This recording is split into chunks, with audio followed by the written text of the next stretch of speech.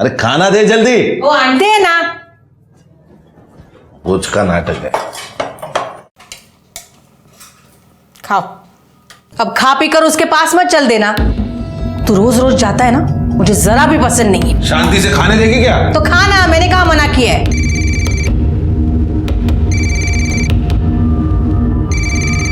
पायल, खाना खा ले, भूख नहीं है। बाबा बाबा बाबा मला भूक लागली आहे। आले। बाबा क्या है, क्यों चिल्ला रही है? भूख लगी थी। तो माँ बेटी के पेट में क्या आग लगी पड़ी रहती है, चैन से खाने भी नहीं देते। माँ बेटी ने नाक में दम करके रखा है। तुम उसे मना क्यों नहीं करते? जब देखो बाबा बाबा बाबा करती रहती है। पड़ोसियों को पता चल जाएगा ना तो पता नहीं क्या होगा। कभी मुझे चैन से खाने ही नहीं मिलेगा।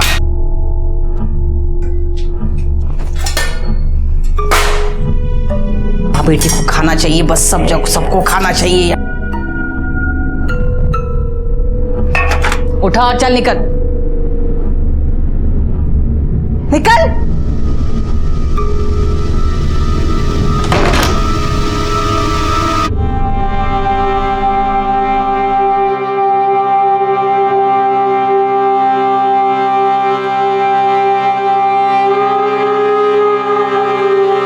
बहुत भूख लगी थी ना तुझे? आई, मुझे ना स्कूल में आधी छुट्टी के बाद ही भूख लग जाती है। तो काकी को बोलना कि 2 वक्त का खाना तो दिया करे। तू ना कल से स्कूल में थोड़े से पैसे लेके जाना, तो वहीं पर कुछ खा लेना। आई, बाबा तुझे सिर्फ 400 रुपए देते हैं, उसमें से तुम मुझे क्या देगी? नहीं, मुझे अच्छा नहीं लगेगा। तू पढ़ लिख कर खूब बड़ी औरत बन जा, फिर सब ठीक हो जाएगा। हाँ काशी,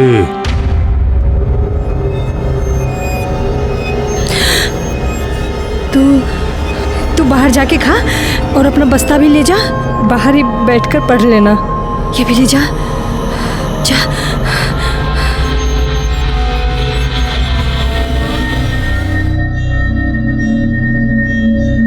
वृंदा,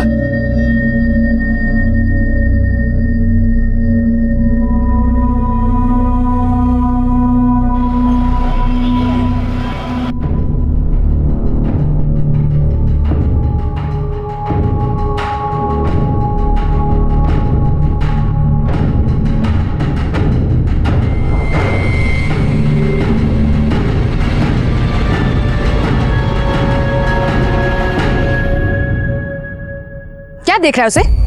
लट्टू बनकर उसके पीछे घूमता क्यों रहता है? मेरी परवाह तो है नहीं तुझे। तू भी ना कुछ भी बोलती रहती है। हाँ, बोलती रहती हूँ, पर तू सुनता क्यों नहीं? क्यों उसके पीछे घूमता रहता है? मेरी बात सुन। गणपत बाबू, आज रात्रि आ, आपका काम हो जाएगा।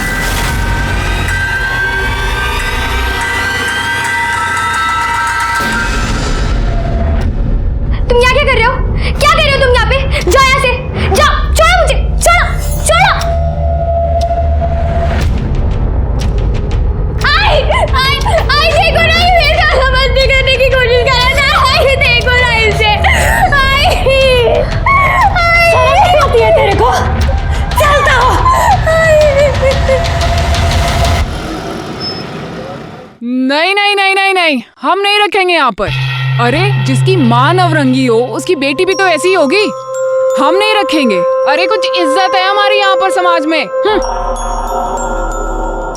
ये मत भूल कि तेरे पति को पढ़ा लिखा कर इस लायक बनाने के लिए बाबा ने मेरे को उस परेश के हाथ बेचा था। ये जो तू इज्जत की बात कर रही है ना, वो मेरे पैसों के दम पर है। इसीलिए इसका कर्ज तो चुकाना ही होगा। 200-400 रुपये इसका बाप मेरे को देता है, वो सब मैं तेरे को दूंगी। बस मेरी बच्ची को अपने पास रख ले।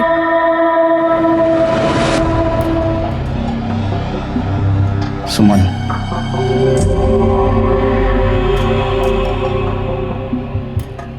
सुमन, अरे इतनी परेशान क्यों हो रही हो? देखो, मैं वृंदा को नीलिमा के एनजीओ में डाल दूंगा, ठीक है?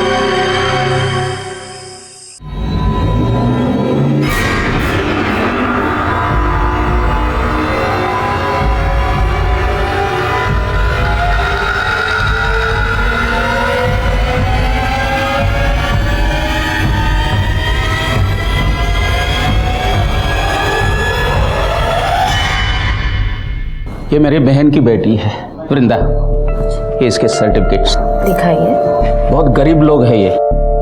कभी कभी मुझे ऐसा लगता है कि भगवान इनकी किस्मत लिखना ही भूल गया है। भगवान अगर किस्मत लिखना भूल गया है तो इंसान को अपनी किस्मत खुद लिखनी चाहिए। और इसके मार्क्स तो बहुत अच्छे हैं, पढ़ने में भी बहुत अच्छी है, खूपच छान आहेस तू परीक्षेमध्ये वगैरे मार्क घेतलेत।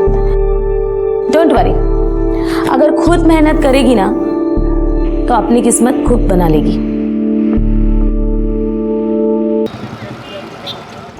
आई तेरी बहुत याद आ रही है। तू गप्प बस। हाँ, क्या है तेरा बार बार का? मेरा ना यहाँ बिल्कुल मन नहीं लगता है।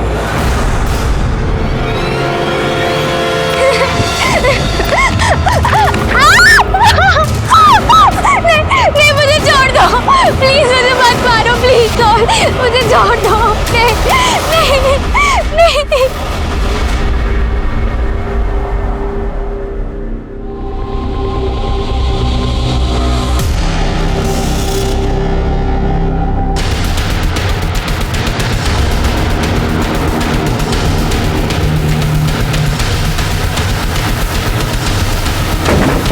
आइए सर, लड़की की बॉडी है सर, 18 से 20 साल की लगती है और ये चेहरे को पत्थर से कुचला गया। वो रहा मर्डर वेपन सर। सिर के इसके ऊपर उंगलियों के निशान मिलना भी बहुत मुश्किल है, लेकिन फिर भी फॉरेंसिक के लिए भेज दो उसको। सर ये यहाँ से निकल रहा था, इसी ने हमें बताया बॉडी पड़ी। आसपास देखो कुछ मिलता है क्या? सर ये बैग मिला है। चेक करो इसमें क्या है। सर ये मोबाइल मिला है, उसको टेक्निकल टीम के पास भेज दो। Sir identity card. प्रकाश सामाजिक संस्था।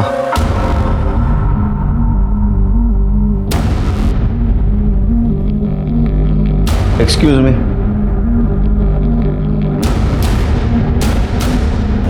जी सर। ये वृंदा यहाँ पढ़ती है? हाँ, आज नहीं आई, लेकिन इसकी आईडी आपके पास कैसे आ गई? हमें एक लड़की की लाश मिली है, उसका चेहरा पत्थर से कुचला गया है। हमें शक है कि वो लाश वृंदा की है। अच्छा, वृंदा रहती कहाँ है? उसकी माँ यहाँ पास के गांव में ब्रिंजवाड़ा में रहती है, और वो कुछ 3-3.25 महीने पहले से वो दीपांकर, उसके मामा, उनके घर में रहती थी। ये मामा कहाँ रहते हैं?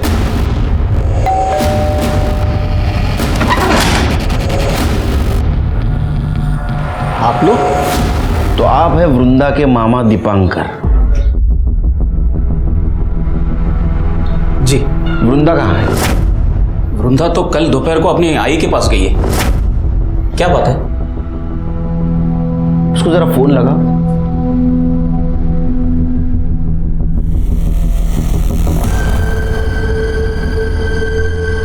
लगने का।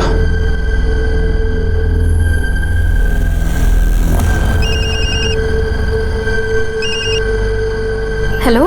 हेलो काशी, वृंदा को फोन दे। नहीं दादा, यहाँ तो नहीं आई। वहां पहुंची नहीं? ठीक है। दादा वृंदा अपने घर नहीं है। हमें एक लाश मिली है, उसका चेहरा पत्थर से कुचला गया है। हमें शक है कि ये लाश वृंदा की है।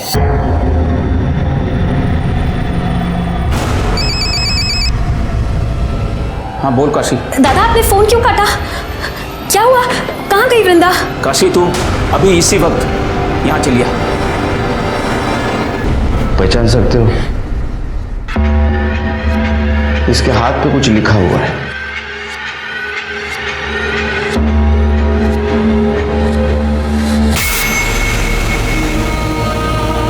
ये कुछ चीजें भी मिली है।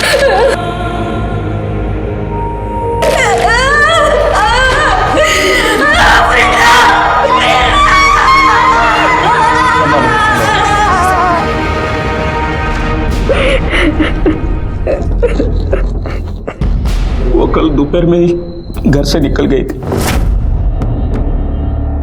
कहाँ जा रही हो? आई ने बुलाया, घर जा रही हूँ। गांव पास में ही था तो मुझे लगा कि वो चली जाए। तो आपने जानने की कोशिश नहीं की क्यों घर पहुंची या नहीं? काम के चक्कर में दिमाग से निकल गया।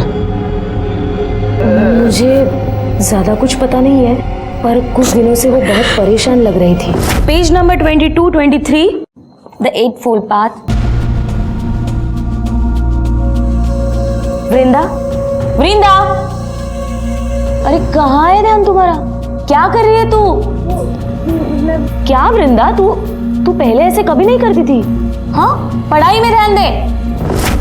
क्यों परेशान थी वो? घर में कुछ पंगा था? नहीं नहीं इंस्पेक्टर साहब, शायद उसे अपनी माँ की याद आई होगी। नीलम जी, आज आप इसे अपने एनजीओ में लेके जाइए। एक मिनट, ये आपकी सगी बहन है ना? फिर इसको एनजीओ क्यों भेजना चाहते हैं आप? मेरी पत्नी के साथ इसका जमता नहीं। चल चल काशी, मेरी चल, बच्ची।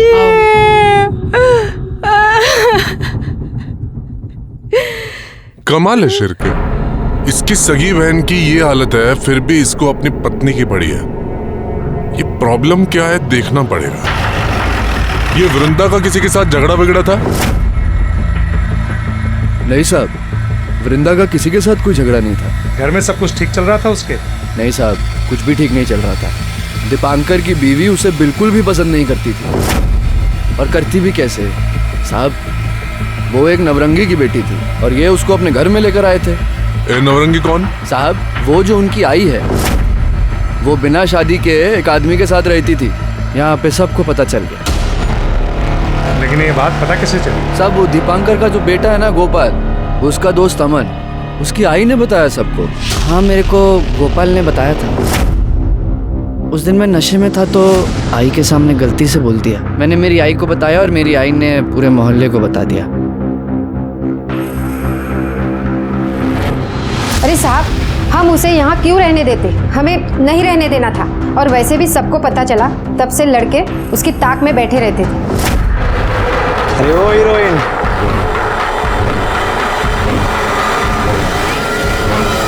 शिरके हो सकता है इसी वजह से परेशान होकर लड़की घर जाना चाहती हो। रास्ते में उसके साथ किसी ने रेप किया, उसको मार दिया। ये पोस्टमार्टम रिपोर्ट कब तक आएगी? कल सुबह तक आ जाएगी सर। एक काम करो, बस स्टैंड और ऑटो रिक्शा स्टैंड पे देखो किसी ने वृंदा को देखा था क्या।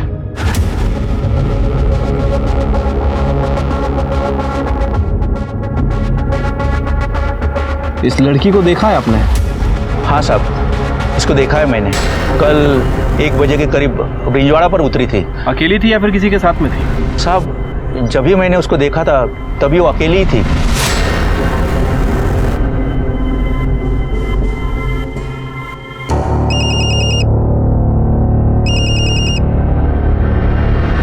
हेलो हेलो काशी, अरे कहाँ है तू? बिना बताए कहाँ चली गई? यार किसी को लाया था मैं।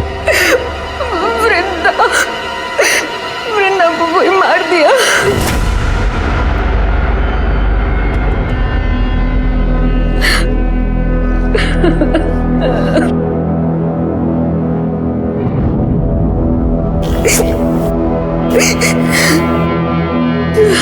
वो कुछ खाना नहीं खा रही है। उनकी बेटी की मौत हुई है ना, बहुत दुखी है वो। इनकी जिंदगी तो मौत से भी भयानक होती है। अच्छा हुआ वृंदा मर गई। हाँ यस यस, पहुँच लो, अच्छा पहुँच लो, जस्ट यस। हाँ नहीं, याद तो आती है तुम्हारी बहुत। ठीक है, ठेहो तो फोन। सर सर, आप ठीक है ना? हाँ ठीक हूँ। शिरके, कभी कभी लगता है मैं बहुत खुशनसीब हूँ। एक छोटा परिवार है जो हरदम मेरे पीछे खड़ा है, लेकिन कभी कभी सोच के डर लगता है इस परिवार के साथ कुछ अनहोनी ना हो जाए। क्या करें सर, हमारा काम ही ऐसा है। वैसे मैं समझ गया, आप वृंदा की वजह से परेशान हैं। देखो शिरके, एक लड़की अपने परिवार से मिलने के लिए निकलती है और रास्ते में उसके साथ, अच्छा उसकी पीएम रिपोर्ट आई? हाँ सर, ये वृंदा की पीएम रिपोर्ट। सर रिपोर्ट के हिसाब से उसकी मौत स्कल फ्रैक्चर होने की वजह से हुई है। वृंदा के साथ रेप तो नहीं किया गया था और मौत तकरीबन 12 बजे से 3 बजे के बीच हुई है। लेकिन सर एक चौंकाने वाली बात है, वृंदा 3 महीने प्रेग्नेंट थी। क्या? वो प्रेग्नेंट थी? हाँ सर, वैसे मैंने आसपास पता भी किया है। एक बस ड्राइवर ने बताया कि उसने वृंदा को तकरीबन 1 बजे के आसपास ब्रिंजवाड़ा छोड़ा था और उसका कहना है कि उस वक्त वो अकेली थी। ब्रिंजवाड़ा? लेकिन शिरके उसकी लाश तो हमें ब्रिंजवाड़ा और सातारा के बीच में मिली। हाँ सर, मैंने वृंदा के कॉल रिकॉर्ड्स भी चेक किए थे। कॉल रिकॉर्ड के हिसाब से वो अपने गांव गई और वहां से लौटकर सतारा वापस आ रही थी, तभी किसी ने उसका मर्डर कर दिया। और सर इसी दौरान उसके फोन पर किसी राहुल का कॉल आ रहा था। हो सकता है उसका बॉयफ्रेंड हो सकता है सर। एक काम करो, काशी को बुलाओ। ये राहुल कौन है? मेरे मालिक परेश का बेटा। मालिक? लेकिन हमें तो पता चला है कि वो आपके, खैर आपको पता है ना ये नवरंगी प्रथा बंद हो चुकी है। आप उनके खिलाफ कंप्लेंट कर दो, उनको अंदर कर दूंगा मैं। नहीं साहब, मेरे नसीब में जो लिखा है वो तो होना ही है। आप मेरी बच्ची को न्याय दिला दीजिए। आपकी बच्ची गांव आई थी, आपकी बात हुई थी उससे? फोन आया था उसका। भाई मुझे बस तुझसे एक बार मिलना है। पर मैंने ही उसको आने से रोक दिया। आपने मना किया फिर भी उधर आई। वहां से वो सातारा की तरफ आई और सातारा से आते आते उसके साथ ये सब कुछ हुआ। मुझे लगता है कि उसके पेट में जिसका बच्चा था उसने उसको मारा है। नहीं साहब, मेरी बच्ची तो खुद ही बच्ची थी, माँ कैसे बन सकती? उसने आपको बताया नहीं था? नहीं साहब, आप ये क्या कह रहे हो? वो तो ठीक ठाक दिख रही थी। मुझे बताया था। एक 16 साल की लड़की मां बन रही थी, ये तो साफ था कि उसके साथ रेप हुआ है। तुम्हें पता था, तुमने घर वालों को क्यों नहीं बताई? उसने मुझे रोक दिया था सर। वो पहले अपने आई से बात करना चाहती थी। बच्चा किसका था? ये नहीं बताया उसने मुझे। राहुल राहुल राहुल का ही होगा। उसने मेरी बच्ची के साथ गंदी हरकत करने की भी कोशिश की थी। छोड़।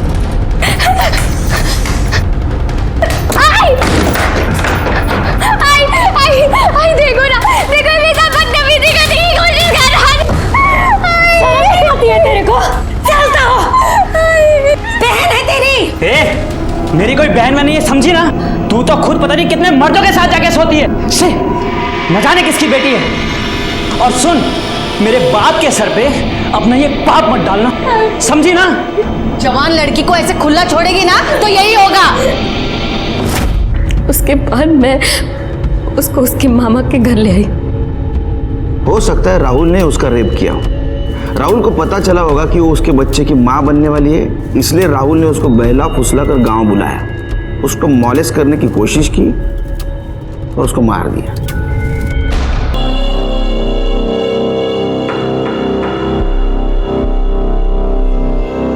कदी येणार आहे ती? मैं क्या बोलूं, उसकी बेटी मरी है। तो अब क्या वही रहेगी वो?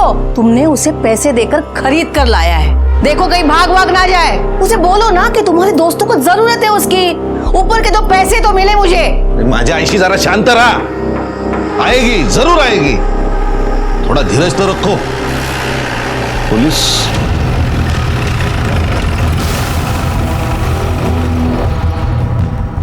साहब आप यहाँ? ये राहुल से बात करनी है। मैं ही राहुल हूँ। क्या किया है मेरे बच्चे ने? उसने वृंदा का रेप करने की कोशिश की है। क्या? बिल्कुल नहीं, बकवास है ये। और मुझे पता है, ये आपको काशी ने बोला है ना। जिस थाली में खाती है उसी में छेद करती है। मेरे बच्चे पे इल्जाम लगा रही है वो। साहब आप ये क्या कर रहे हैं? मेरे बच्चे ने कुछ नहीं किया है, सब गलतफहमी है। सही क्या है गलत क्या है आपने बोलने की जरूरत नहीं। अगर काशी ने आपके खिलाफ कंप्लेंट कर दी ना कि आपने उसको नवरंगी बना के रखा था, अभी अंदर कर दूंगा। हमें शक है इसने वृंदा के साथ रेप करने की कोशिश की, उसके पेट में इसका बच्चा था, इसीलिए इसने उसको मार दिया। नहीं आई मैं तो घर पे था ना। हाँ हाँ तेरा डीएनए करना पड़ेगा। सिरके पता करो आसपास वृंदा का किसी के साथ पंगा था क्या। चलो। साहब छोड़ दो ना, बच्चे ने कुछ नहीं किया साहब। हमें नहीं पता वो नौरंगी है, हम तो उसे नौकरानी ही समझ रहे थे। 1-2 बार गणपत भाव यहाँ आके तमाशा करके गए थे, तभी मुझे लगा कि कुछ तो पंगा है। अरे दरवाजा खोल, देखा दरवाजा खोल नहीं तो मैं दरवाजा तोड़ दूंगा। क्या है, तेरे को कुछ करने का है ना, तो अंदर चल। अरे छम्मो, मेरे को तू नहीं चाहिए, तेरी बेटी चाहिए, बेटी। खबरदार हाँ, तू इधर खड़े खड़े अपनी जान भी दे देगा ना, तो भी मैं ऐसा होने नहीं दूंगी। काशे काशे, अरे मुझे तो लगता था कि वो धंधा करती थी, गरीब है ना सर, तो पेट के लिए तो कुछ भी करेगी। वैसे गणपत कौन है? वो परेश की बीवी तुलसी है ना, उसी के गांव वाला है वो। तुलसी।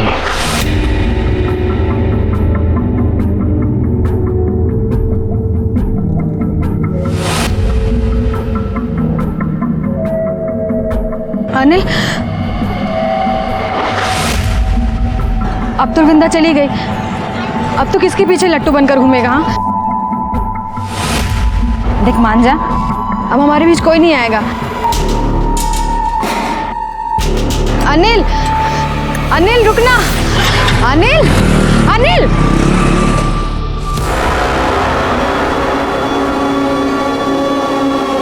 चल निकल। लेकिन कहाँ? अरे छोड़ो। चल निकल मेरे घर से, चल निकल निकल मेरे घर से। आस्तीन का सांप है तू।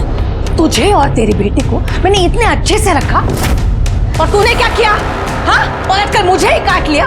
मेरे बेटे को फंसाएगी, मेरे बेटे को। निकल मेरे घर से। तुलसी रुक, रुक। अरे क्या पागल हो गई क्या? घर से निकालेगी तो खाएगी क्या, जाएगी क्या वो? जहन्नुम में जाए, और वहां भी कोई रखने वाला ना हो ना, तो जाए जाकर मर जाए मेरी बला से।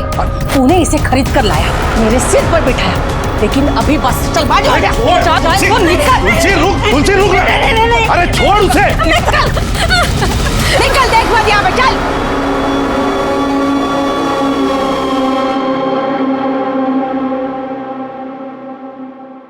ठीक है, साफ चाहिए।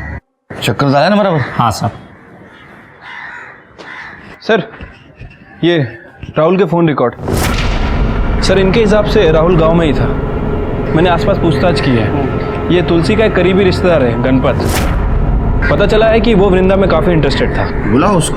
ऐसा नहीं है साहब कि मैं वृंदा के पीछे पड़ गया था, परेश ने मुझे मना किया तो मान गया था मैं। साला मेरा पैसा ले लिया तूने और लौटाने का नाम नहीं ले रहा है। 1 महीने का टाइम देता हूं तेरे को, लेकिन 1 महीने तक मैं ब्याज वसूल करता रहूंगा। मेरे को तेरे घर की नौरंगी चाहिए। भाऊ वो नौरंगी नहीं है, काम करती है मेरे घर में। अरे चलना साले, वो कौन है वो सखाराम और वो भागवत, उनको तो सब कुछ करने दिया तूने और मेरे को नहीं बोलता है क्यों? बहुत मोटा माल दिया क्या उन्होंने तेरे को? भाऊ झूठ बोल रहे हो सब, ऐसा कुछ नहीं है। तुम्हें तुम्हारा पैसा टाइम पे मिलेगा। मैं काशी का सौदा नहीं करूंगा। काशी?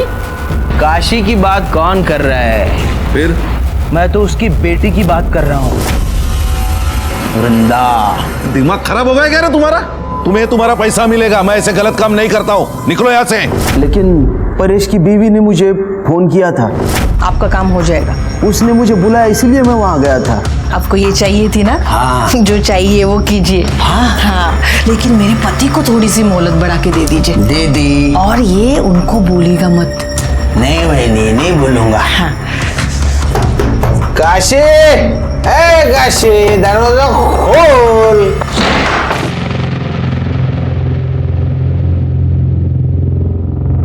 वृंदा आजा बेटा, तू चल मेरे साथ, आजा।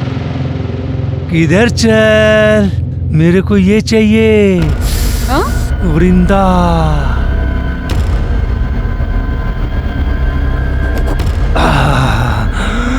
मेरी बेटी इस काम के लिए नहीं है, समझ नहीं आता तेरे को? पहले बता दिया कर।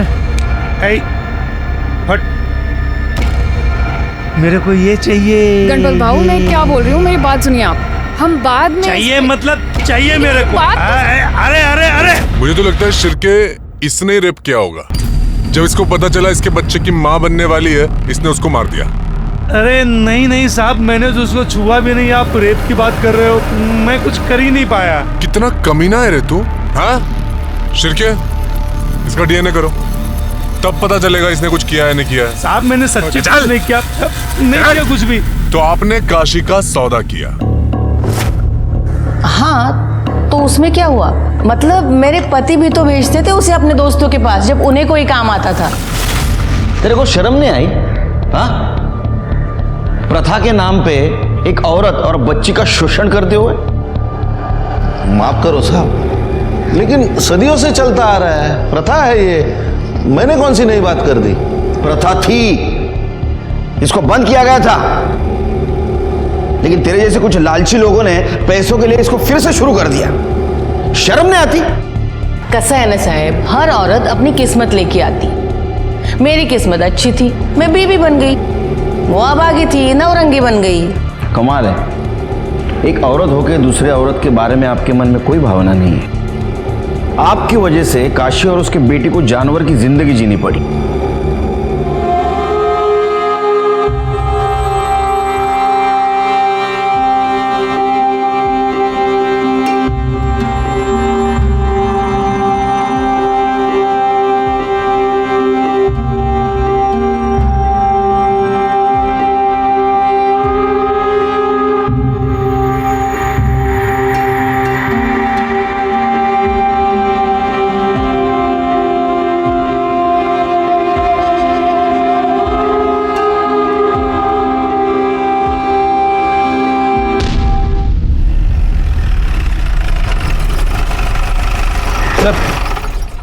ये राहुल और गणपत की डीएनए रिपोर्ट। सर, रिपोर्ट के हिसाब से इन दोनों का ही डीएनए है। वृंदा के पेट में जो फीटस था उससे मैच नहीं करता। लेकिन सर एक अजीब बात है, इनमें से एक डीएनए तो वृंदा का है, लेकिन जो दूसरा डीएनए है वो वृंदा से 25% मैच करता है। इसका मतलब वृंदा के साथ जिसने गलत काम किया है उसके ब्लड रिलेशन में था। या तो वो परेश की तरफ से हो सकता है या तो काशी की तरफ से। क्या कह रहे हैं इंस्पेक्टर साहब? हाँ? इंस्पेक्टर साहब, मैंने वृंदा के साथ कोई गलत काम नहीं किया है। आप ऐसा गंदा इल्जाम मुझ पर नहीं लगा सकते। ए मामा, इल्जाम नहीं, सच है। हमने परेश से पता किया है, उसका कोई भाई नहीं है। अब बच्चा तेरा डीएनए, जो वृंदा के डीएनए से 25% मेल खाता हो। डीएनए टेस्ट करना होगा तेरा। ये रहा तेरा डीएनए रिपोर्ट। वृंदा तेरे बच्चे की मां बनने वाली थी। शर्म नहीं आती तेरे को? हाँ, अपने भांजी के साथ ये सब कुछ करते हुए। क्या करूं इंस्पेक्टर साहब, मेरी बहन उसे मेरे सर पर पटक कर चली गई। ये धीरे धीरे वो मुझे अच्छी लगने लगी। 2 दिन के लिए मेरी बीवी मायके चली गई थी, उस वक्त मैंने उसके साथ। मामा, तुम यहाँ क्या कर रहे हो? जाओ यहाँ से। तेरी बहन ने तेरे ऊपर भरोसा करके अपने बेटी को तेरे पास सौंपा और तूने उसका भरोसा तोड़ दिया। क्या करूं इंस्पेक्टर साहब, मेरे दिमाग में भी कूड़ा भरा था कि वो एक नवरंगी की बेटी है। आज नहीं तो कल कोई तो उसके साथ ये सब कुछ करता ही था। पूरा मोहल्ला उसके पीछे लगा था। मेरा दिमाग खराब हो गया और मैंने ही उसके साथ ये सब। लायक, वो तुम्हारे बच्चे की मां बनने वाली थी, इसलिए तुमने उसको मार दिया। और इतना ही नहीं, लोगों को ऐसा लगे कि जाते वक्त उसको किसी ने मॉलेस्ट करने की कोशिश की और उसी ने उसको मार दिया, इसलिए तुमने उसकी सलवार उतार दी। नहीं इंस्पेक्टर साहब, मैंने मेरे भांजी के साथ गलत काम किया, लेकिन मैंने उसे नहीं मारा। करड़े, इसकी खार उधेड़ दो। सच बोलना चाहिए। ये मैं सच कर रहा हूँ इंस्पेक्टर साहब। इंस्पेक्टर साहब सुनिए ना, इंस्पेक्टर बोलेगा, ये बोलेगा। क्या लगता है सर? मुझे तो 99% लगता है शिर्के इसी ने किया होगा। लेकिन अगर 1% भी मान ले इसने नहीं किया है तो?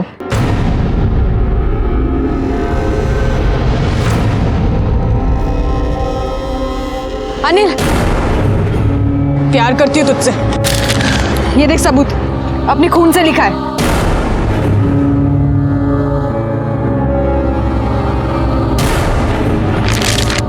साइको है क्या तू? क्या किया तूने ये? देख तू मेरे सामने बार बार मत आया कर, निकल यहाँ से, तू निकल। प्यार करती तो भाव खाता है। देख मैं भाव नहीं खा रहा हूँ, मैं तुझसे प्यार व्यार नहीं करता, समझी? तू निकल ना यहाँ से, मेरी माँ निकल। देख अनिल, तू ठीक नहीं कर रहा है।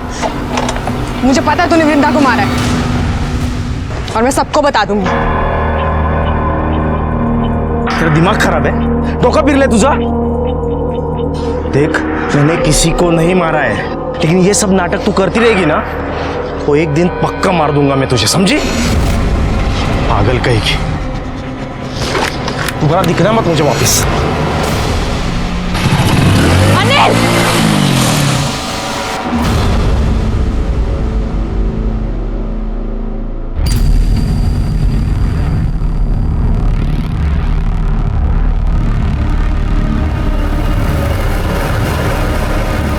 काकी, आपको जानना है ना कि आपकी बेटी को किसने मारा?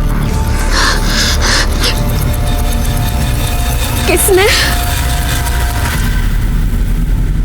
सर, वो दीपांकर बार बार यही कह रहा है कि उसने वृंदा का रेप किया लेकिन मर्डर नहीं किया। शिरके, यहाँ अलग अलग पीसीओ से रैंडम कॉल आए हैं, पर पीसीओ एक ही एरिया के है। हो सकता है कि वृंदा की माँ उसे कॉल कर रही हो। वो पीसीओ से क्यों कॉल करेगी? उसके पास मोबाइल है। हो सकता है उसका बॉयफ्रेंड कॉल कर रहा हो। वृंदा उसका कॉल बार बार काट रही थी, इसलिए शायद वो अलग अलग पीसीओ से उसको बार बार फोन कर रहा था। लेकिन सर, बॉयफ्रेंड का एंगल कोई सामने नहीं आया और मैंने वृंदा के स्कूल में भी पूछताछ की है, वहाँ भी ऐसा कुछ पता नहीं चला है। सर, वैसे मेरे दिमाग में एक बात आ रही है, ये वृंदा अपने मामा के बच्चे की माँ बनने वाली थी। हो सकता है कि बदनामी से बचने के लिए और इन सब झंझटों से छुटकारा पाने के लिए काशी ने ही वृंदा का मर्डर कर दिया। ये बात तो मेरे भी दिमाग में आई, लेकिन फिर मैंने ऐसे सोचा, काशी ने वृंदा को मारा होगा, लेकिन वो उसकी सलवार क्यों उतारेगी? नहीं, एक माँ अपने बच्ची के साथ ऐसा क्यों करेगी? एक मिनट सर। हेलो, क्या? अच्छा वो मर गई, इसलिए जो जीवन जिया है ना उसे दोबारा नहीं देना। अरे क्या चल रहा है? क्या कर रहे हो तुम लोग? उसको इज्जत नहीं दी, कम से कम उसके बॉडी के साथ तो मत करो ऐसा। ये सब कुछ तुम्हारे सामने हो रहा है, तुम चुप बैठे हो। सर, ये इन गांव वालों की प्रथा है, इसीलिए मैंने आपको फोन किया था। प्रथा? हमारी भी एक प्रथा है, जब कोई ऐसा कॉम्प्लिकेटेड केस होता है ना, हम हमारे पुलिस स्टेशन में ट्रांसफर करवा लेते हैं। फिर क्या केस आपल्याकडे गया? शायद इसको गला दबा के मारा है, गले पे स्ट्रगल के निशान है। बॉडी पोस्टमार्टम को भेज दो। तो इधर तुम कहाँ थे ये सब कुछ हुआ तो? बाहर था मैं, अभी अभी आया। अरे बाहर कहाँ? पूना।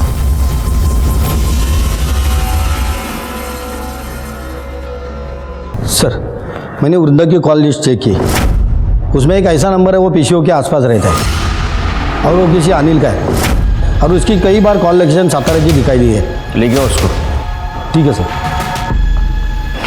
सर, ये काशी की पीएम रिपोर्ट। सर, रिपोर्ट के हिसाब से उसकी मौत गला दबाने की वजह से हुई है और मौत दोपहर 1 बजे से 4 बजे के बीच में हुई है। काशी के नाखूनों में किसी की स्किन के ट्रेसेस मिले हैं और सर वो परेश, उसने हमसे झूठ बोला था। तुम कहाँ थे ये सब कुछ हुआ तो? पूना। वो पूना में नहीं था बल्कि गांव में ही था। नहीं, मतलब मैंने झूठ बोला था, डर गया था मैं, लेकिन मैंने काशी को नहीं मारा। चिरके, पूरे फैमिली की डीएनए टेस्ट करवा और काशी के नाखूनों में मिले हुए स्किन ट्रेसेस से मैच करो। अरेस्ट करो इनको। हम लोगों ने काशी को नहीं मारा। आपको जानना है ना कि काशी और वृंदा को किसने मारा? मैं बताती हूँ, उस अनिल ने मारा है। अनिल? अनिल क्यों मारेगा? अनिल वृंदा के पीछे पड़ा हुआ था और ये बात काशी काकी को मैंने कल ही बताई थी, उसने ही कुछ किया होगा। नहीं साहब, मैंने कुछ नहीं किया साहब, मैंने किसी को नहीं मारा साहब। नाटक मत कर। वृंदा को तू ही फोन करता था ना पीसीओ पर से? जी साहब। सातारा तू ही मिलने जाता था ना? हाँ साहब, उससे बहुत प्यार करता था इसलिए मिलने जाता था। मेरा बिल्कुल मन नहीं लग रहा है यहाँ पे। वृंदा, वृंदा मेरी बात तो मान ले, मैं सच में तुझसे बहुत प्यार करता हूँ। वृंदा सुन ना मेरी बात। आप मुझे परेशान करना बंद कीजिए। वृंदा क्या सच में तुम मुझसे प्यार नहीं करती? तुम्हारे दिल में मेरे लिए कुछ नहीं है? कैसे हो सकती है? मैं जानती हूँ कि पायल आपसे प्यार करती है। मैं अपनी बहन के साथ गलत होते हुए कैसे देख सकती हूँ? वृंदा आप प्लीज मुझे माफ कर दीजिए। वृंदा मैंने सच में कुछ नहीं किया, मैंने वृंदा को नहीं मारा। चुप चुप, तूने वृंदा को मारा है? तू वृंदा से प्यार करता था और जब ये बात तेरे को पता चली कि वो किसी के बच्चे की माँ बनने वाली है, तूने उसको मार दिया। और ये बात पायल ने अपनी माँ काशी को बताई। आपको जानना है ना कि आपकी बेटी को किसने मारा? काशी ने तेरे को अपोज किया, इसलिए काशी को भी तूने मार दिया। और सुन, जहां काशी की बॉडी मिली है ना, वहां तू आधा घंटा पहले मौजूद था। तेरा मोबाइल लोकेशन दिखाता है? हाँ साहब, मैं वहां गया था। फिर? लेकिन काशी भाई ने मुझे वहां बुलाया था। मैं कुछ नहीं किया साहब, मैंने वृंदा को नहीं मारा, मैंने किसी को नहीं मारा साहब। साहब मैं वृंदा से शादी करने वाला था, मुझे पता था कि वो माँ बनने वाली है। उसकी कोई गलती नहीं थी साहब, उसके साथ रेप हुआ था। ये तुझे कैसे पता? नीलिमा ताई ने मुझे बताया साहब। साहब वो चाहती थी कि मैं उसके साथ शादी करके उसको एक नई जिंदगी दूं। जी मैं जानती थी अनिल को, बहुत अच्छा लड़का है। वो वृंदा से शादी करना चाहता था। लेकिन वृंदा तो नाबालिग थी। हाँ मुझे पता है, लेकिन कम से कम अनिल से शादी करके उसकी जिंदगी तो संवर जाती। क्योंकि ये परेश है ना, ये बहुत ही घटिया इंसान है सर। मुझे तो लगता है कि उसी ने काशी को मारा है, क्योंकि वृंदा के मरने के बाद वो काशी के ऊपर प्रेशर डाल रहा था कि वो उसे एक बच्ची दे दे, फिर वो इस बच्ची को नौरंगी बनाकर बेच सके। मुझे ये सब कुछ खुद काशी ने बताया था। तुम काशी से मिली थी? नहीं, उसका फोन आया था। मैंने काशी को बोला था एक लड़की चाहिए करके।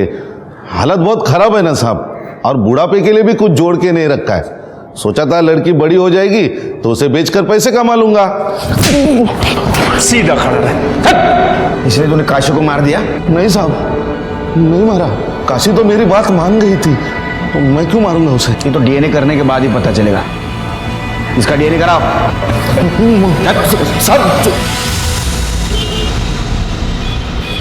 सर काशी के नाखून में जो स्क्रीन के ट्रेसेस मिले हैं वो ना तो तुलसी से मैच करते और ना ही राहुल से। फिर खून किसने किया?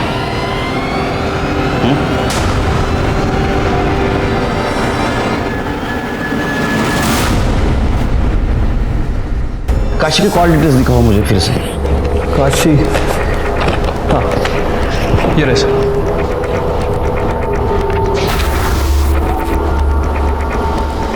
क्या हो sir? 8 piece. Nilima ji. Yes sir. आपने बताया परेश काशी से बच्चा चाहता था।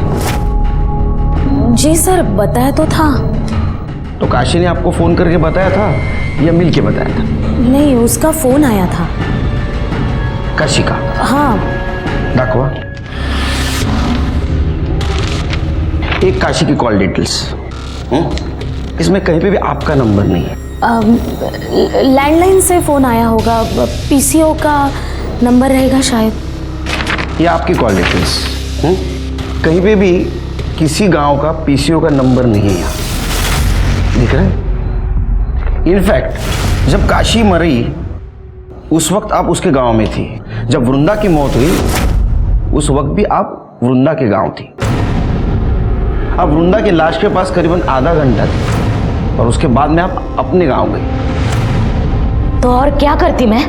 मेरी अपनी बेटी को अगवा करके बेच दिया गया था, और जब वो मुझे मिली तो उसे नौरंगी बना दिया गया था। गंदी सी बीमारी में वो घुट घुट के मरी है। वही सब मैं वृंदा के साथ होने देती? उसके होने वाले बच्चे के साथ भी होने देती? नहीं। जब मुझे पता चला कि वृंदा माँ बनने वाली है तो मैंने उसे समझाया था। छोड़िए मेरा हाथ, यहाँ क्यों लेके आई हैं आप मुझे? समझाने। अनिल से शादी कर ले, तू समझना, तेरे बच्चे को वो नाम देगा। उससे शादी कैसे कर सकती हूँ? पायल उससे प्यार करती है और मैं इस बच्चे को पालूंगी। पालेगी? अरे तुम लोगों को ना समझा के भी कुछ फायदा नहीं है। एक के बाद एक सब लोग ना तुम नौरंगी पैदा ही करने वाले हो। फिर तुमने उसकी सलवार उतारी ताकि पुलिस को लगे रास्ते में उसको किसी ने मॉलेस्ट करने की कोशिश की और उसको मार दिया। और तुमने काशी को भी इसलिए ही मारा। अनिल ने मुझे फोन करके बोला था कि पायल ने काशी को बताया कि अनिल ने वृंदा को मारा है। अनिल बहुत डर गया था। फिर मैं काशी के पीछे उसके गांव चली गई। अनिल ने मेरी बच्ची को मार डाला। वो तो तेरी लड़की से शादी करना चाहता था। ये सब तो परेश ने किया होगा। नहीं, परेश ने नहीं किया। बात कर रही है। वो तो उसको बेचना चाहता था। बेचना? उसको तो अभी भी मेरे से एक बच्ची चाहिए थी। तो कब लेगा त्याचा? तू अभी क्या अभी मेरे साथ चल और पुलिस में कंप्लेंट कर दे। चल। नहीं, मैं नहीं जा सकती है। क्यों? मुझे भी तो बच्चा चाहिए। तू क्या नौरंगी बनाने के लिए लड़की पैदा करेगी? नौरंगी नहीं, पर जीवन जीने के लिए सहारा तो चाहिए ना। मैं कैसे जिएगी? अगर किसी के बिना जी नहीं सकती ना तो तू मर जा। उन लोगों को जरा भी तरस नहीं आता इस बच्चों पर? इतनी गंदी सी घटिया सी जिंदगी देते इन बच्चों को। हाँ, इनको तो मर जाना ही चाहिए। उनको सजा देने का अधिकार तुमको किसने दिया? तुमने गलत काम किया है, तुमको सजा जरूर मिलेगी। नीलिमा को काशी और उसकी बेटी वृंदा के कत्ल में सजा हुई। जय श्री कृष्ण। जय श्री कृष्ण। जय श्री कृष्ण बाबू। Hello hello hello. ओहो, ये घड़ी है, घड़ियाल नहीं जो इसमें नजरे गड़ाए बैठे। चैन से नाश्ता तो कर लो ना तुम्हें। बाबूजी, ये ऑटो वाला तो गयो गया, और लेकिन उसको रोक के रखने के लिए बोला था ना। तो नीरज को डिलीवरी लेके भेजने गए। आज का दिन ही खराब है। जा यहाँ से जा। शू डिलीवर करવું છે? अरे वो पन्नालाल सेठ के हीरे मुंबई में जवेरी बाजार में डिलीवर करने, वो नीरज को भेजने का है ना। अरे हाँ, उसका वो रिसिप्ट है ना, फटाफट साइन कर दो। हाँ भले आपो। हालो। पर હું શું કહું છું, इतना खून जलाने की क्या जरूरत है? हीरे की डिलीवरी है ना, ये तो काले पण થઈ જશે ને। ना ना ना, अंगाड़िया के धंधे का एक उसूल है, वो भरोसा और ईमानदारी से चलता है। आज का डिलीवरी का बोला है ना, तो अपने उसूल के हिसाब से आज ही डिलीवरी होना मांगता है। તમે ને તમારા ઉसूल। राहुल कल खत्म हो गया, ला जल्दी। अरे पर फ्रूट तो खाई लेजे ने। और बाद में अभी कुछ नहीं। ढोकला तो खाई लो। अरे नहीं नहीं नहीं, अभी वो डिलीवरी करने जाना है, बोला ना तुमको। अभी राहुल काल के पीछे इतना टाइम गया ना, फटाफट ऑटो पकड़ के मैं पहुंच जाता हूँ। डिलीवरी देना है। हाँ हाँ, जोयू एक पण ऑटो नहीं। लगता है आज कांति भाई के सारे उसूल टूटने वाले हैं। ये रामा, हमें पढ़ना ना मजाक करो क्या? काका कहीं जा रहे हो? हाँ हाँ, अरे आ भी गया, एकदम भरा मानस आ भी गया टाइम में ऊपर। खबर से चलो आओ जाओ। जय श्री कृष्ण। जय श्री कृष्ण। आओ जाओ। मम्मी जी, हाँ, मैं इनको दुकान पे टिफिन दे के आती हूँ। चाबी लेके जाना, मैं सत्संग के लिए जा रही हूँ। इधर बहुत सारा काम है जी। हाँ, जय श्री कृष्ण। जय श्री कृष्ण।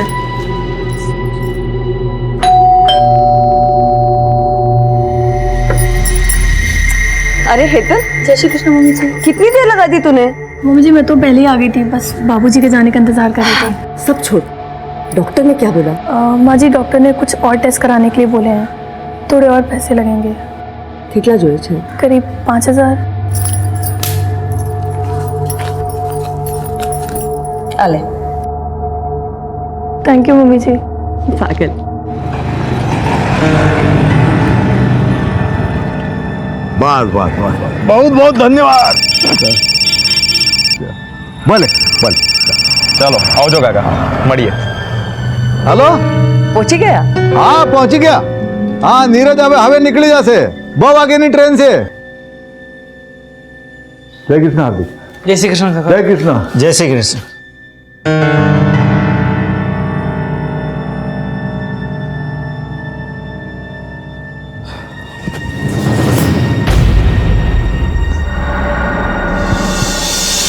पांचवा कह रहा है विश बेटा? कल सुबह तक आ जाऊंगा माँ। ठीक है। नीरज भाई, मेरे लिए ना डॉल लाना और उसके कपड़े भी लाना। अच्छा, और ये क्यों रो रहा है? उसको गन चाहिए। ठीक है, सब ले आऊंगा। चलो मुझे अभी बहुत लेट हो रहा है, मैं निकल। बेटा संभाळीने जाचे। जय श्री कृष्ण काका। जय श्री कृष्ण। जय श्री कृष्ण बाबूजी। जय श्री कृष्ण। तू क्या कर रही है यहाँ? मेरे कॉलेज वाले ना पिकनिक पर जा रहे हैं, तो मुझे कुछ पैसे चाहिए थे। तेरे कॉलेज वालों को सिर्फ पिकनिक करने का मूड रहता है क्या? कभी पढ़ाते नहीं है? आप पकड़। हाले। हार्दिक भाई जय श्री कृष्ण। धवल काका जय श्री कृष्ण। बाबूजी जय श्री कृष्ण। हाय। हाय। जय श्री कृष्ण। अच्छा बाबूजी, हाँ आओ जो। नीरज कितना लेट हो गया तू? सॉरी बाबूजी। वो पिछली डिलीवरी का क्या हो गया? हो गया? क्या होना है? हो गई। ये लो बाबूजी, आप हमेशा कहते हो धंधा भरोसे का है, फिर ये नोट को आधा फाड़ कर उन्हें क्यों देते हैं? आपको मुझ पर भरोसा नहीं है? भरोसा तो बहुत है, समझा, लेकिन अपना ये आंगड़िया का बिजनेस है ना, उसके कुछ नियम है। अभी तेरे लिए मैं नियम बदलूंगा ना तो बाकी लोगों को बुरा लगेगा। ये ले, ये कट किए हुए पॉलिश किए हुए हीरे, इसको जवेरी बाजार में डिलीवरी कर देना और ताबड़तोड़ फोन करना मुझे। फोन नहीं किया तो? तेरे गाल खुड़बुड़ा रहेगा मेरा चाटा खाने को। आप अगर रसीद। आप मेरे बाबा समान हो, जितना चाहे मार सकते हो, पर सोचो अगर जाते थे मेरा एक्सीडेंट हो गया तो? चुप चुप बोल। देख, मेरे पास 3 लोग हैं, धवल भाई, हार्दिक और तू, जिनके ऊपर आग बंद करके विश्वास करता हूं मैं। ये अपना आंगड़िया का धंधा जो है ना, ये बाएं हाथ में क्या है दाएं हाथ को मालूम नहीं पड़ता। ऐसे अभी तू जो डिलीवरी लेके जा रहा है ना, वो पार्टी को मालूम नहीं कौन उसका माल लेके आ रहा है, कैसे आ रहा है मुंबई, समझा? चल अब निकल जल्दी, वो बाहर ऑटो खड़ा है, वो रेलवे स्टेशन छोड़ देगा तुझे। आता हूँ बाबूजी। जय श्री कृष्ण। संभाल के जाना।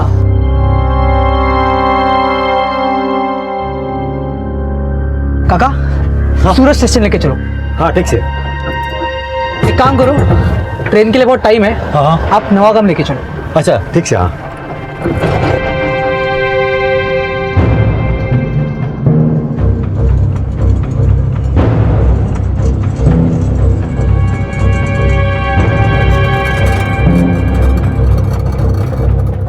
आप रुको जरा, मैं आता हूँ। हाँ।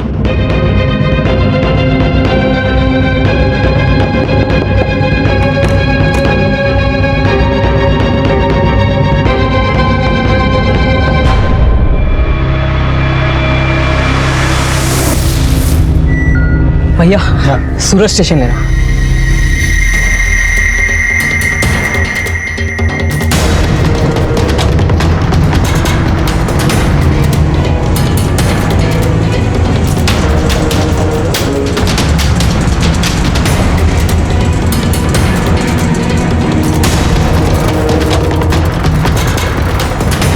रोक रोक।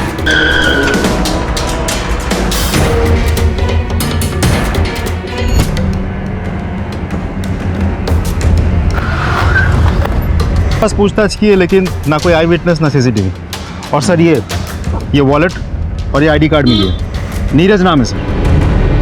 अरे नीरज फोन के मुंह पर तो नहीं। एक गोली कंधे पे लगी है और दूसरी गोली छाती पे। राइट सर, इसका मतलब हमला करने वाला इसे जान से ही मारना चाहता था। किसका फोन बज रहा है? 75 इधर। हाँ स्पीकर पे डाल। हाँ नीरज, अरे क्या छे तू, फोन क्यों नहीं उठा रहा है? हेलो, कौन बोल रहे हैं? तमें कौन? मैं सीनियर इंस्पेक्टर संजय बारोत बोल रहा हूँ। देखिए मैं नीरज का सेठ बोल रहा हूँ। वो मेरे पास आंगड़िया में काम करता है, वो डिलीवरी के लिए लेके निकला है मुंबई के लिए। अभी किधर है वो? I'm sorry, उसका खून हो चुका है। खून? नीरज किसके साथ निकला था? अकेले निकला था साहब, रिक्शा लेके। ठीक है, आप एक काम कीजिए, आप भगवती नगर पुलिस स्टेशन आ जाइए फौरन।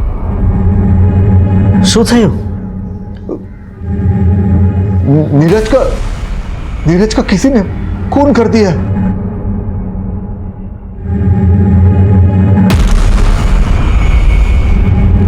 अजय सर, आगे सीसीटीवी चेक करो और जरा लोगों से पूछताछ करो। और इस ऑटो का जो रजिस्ट्रेशन नंबर है ना, उसके डिटेल्स निकालो, पता करो इसका मालिक कौन है और चलाने वाला कौन है। सर चलो पांड्या देखो आसपास। सर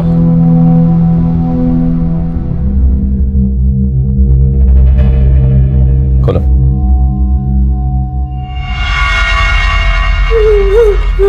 नीरज नीरज छे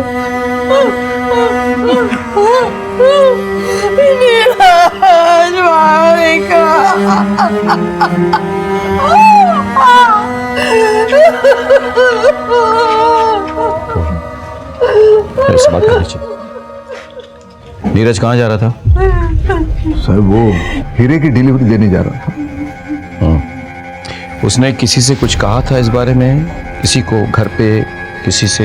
हमें नहीं पता था साहब कि हीरा अप्पानु काम करे छे। हमें तो ऐसा ही पता था कि वो एक कुरियर कंपनी में काम कर रहा है। आज इनकी वजह से और इनके धंधे की वजह से हमारा छोकरानो जीव गया। अब चलिए वहां से, आइए।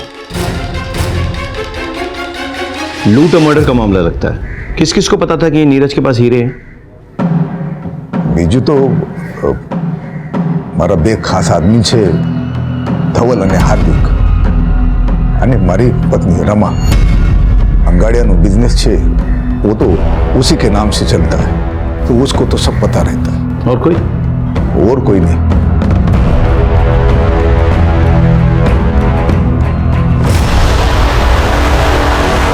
नहीं सर, हमने किसी को नहीं बताया। हमें શું કામ કોઈને बताविए? नहीं सर, कोई ने પણ नहीं। हाँ साहब, इन लोगों ने कुछ नहीं किया है। अब इतना भरोसा कैसे कर सकते हैं? अब ये हमारा धंधा जो है वो भरोसे और ईमानदारी पे ही चलता है। ये धवल भाई हार्दिक हमारे पास बहुत सालों से काम कर रहे हैं, तो इनके ऊपर तो आंख बंद करके विश्वास करते हैं। आंख बंद करके चलने से ठोकर लग सकती है, याद रखिए। आप तो आंगड़िया बिजनेस की मालकिन है, आपको तो सब पता होगा। खबर तो बधी छे साहब, पर मालकिन कहीं नहीं। ये धंधा तो मेरे बापूजी का था। कागज में नाम जरूर है, पर कितना वर्षों थी तो मेरे पति संभाल रहे ये धंधा। मैं किसी से क्या बात करूंगी? इस सिलसिले में तो मेरी किसी से मुलाकात भी नहीं होती। वो सब ठीक है, लेकिन जो कोई भी है उसने फील्डिंग बहुत अच्छी की है। आपके खिलाड़ी के बारे में उसको पूरी जानकारी थी। हम अभी निकलते हैं, लेकिन आगे आपकी मदद की जरूरत पड़ेगी। क्या फटाफट ले आओ। सर, जहाँ नीरज का मर्डर हुआ था वहाँ आसपास हर जगह हमने चेक किया, लेकिन कोई सीसीटीवी लगा हुआ नहीं। अजय, बहुत प्लानिंग के साथ ये लूट और मर्डर किया गया है। किसी को अच्छी तरह से पता था कि नीरज के पास वो हीरे हैं। उसका ऑटो जब किसी सुनसान जगह पे पहुंचा तो उसे गोली मारकर वो हीरे निकाल लिए। सर, ऐसा भी तो हो सकता है इन सब में वो ऑटो वाला भी शामिल हो। करेक्ट, ढूंढो उसको, उसका मिलना बहुत जरूरी है। सर,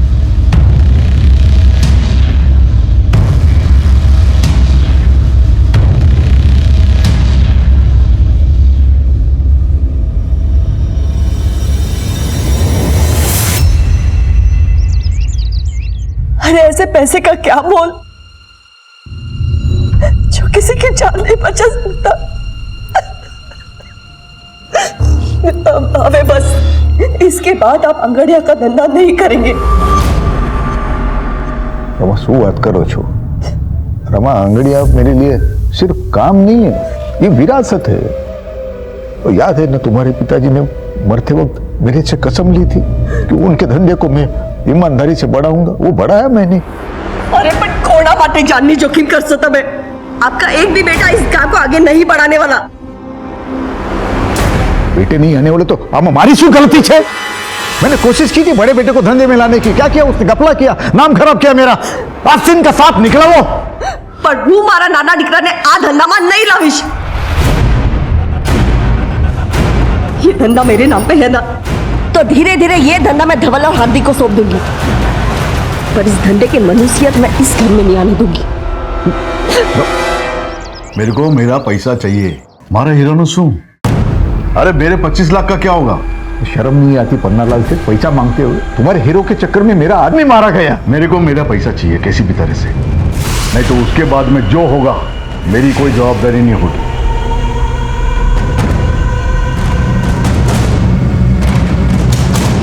क्या नीरज के साथ किसी की दुश्मनी थी? कोई अफेयर? साहब, ये सवाल आप मुझसे क्यों पूछ रहे हो? सकता है किसी का उससे कोई झगड़ा हो गया हो और वो असल में नीरज को मारने आया हो, और मारने के बाद उसे लूट की शक्ल दे दी। मेरे बच्चे के पास तो ये घर को संभालने और अपने छोटे भाई बहन को संभालने के बाद समय ही कहाँ बचता था। बहुत जिम्मेदार बच्चा था मेरा, उसके लिए तो ये घर ही सब कुछ था। इंस्पेक्टर साहब, तुमने एक महान ही सौगंध है, इंसाफ दिलाइए साहब, मेरे बच्चे को इंसाफ दिलाइए।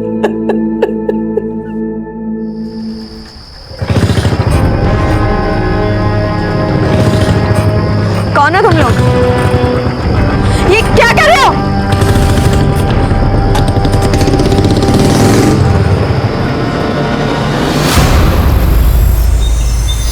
सर, जिस ऑटो में नीरज जा रहा था उसके ड्राइवर के बारे में पता चल गया है। वो अपने ही एक रिश्तेदार के घर में छुपा हुआ है। उठा के ला उसको। सर, रमा, उन हीरो की डिलीवरी के बारे में किसी को कुछ बताया था? वैसे तो किसी के साथ बात नहीं की। याद करो। हाँ, इधर से हेतल आवेले घरे ने, शायद मुंह से कुछ निकल गया होगा। आज तो इतना परेशान थे, एक अर्जेंट डिलीवरी थी उनकी। श्रीनाथ जी, तो तुम शामिल थे इन सब में? हाँ साहब, मैं काई नहीं थे क्यों साहब, वो तुमने साचे साचो कहूँ साहब। उस दिन एक लड़का मेरे ऑटो में बैठा। काका, सूरज स्टेशन लेके चलो। लेकिन ट्रेन थोड़ा लेट था ना, तो बोला मेरे को दूसरे के घर पे जाना है, उधर मेरे को छोड़ो। एक काम करो, ट्रेन के लिए बहुत टाइम है, आप नवागाम लेके चलो। तो मैं तो उधर छोड़ा उसको, 15-20 मिनट में उसकी राह देखा। फिर वो आया, बोलते अभी मेरे को सूरत स्टेशन ले चल। भैया, सूरज स्टेशन लेना। फिर हम लोग रास्ते में आ रहे थे ना, तो किसी ने उसको मार दिया। किसके घर छोड़ा था तुमने उसे?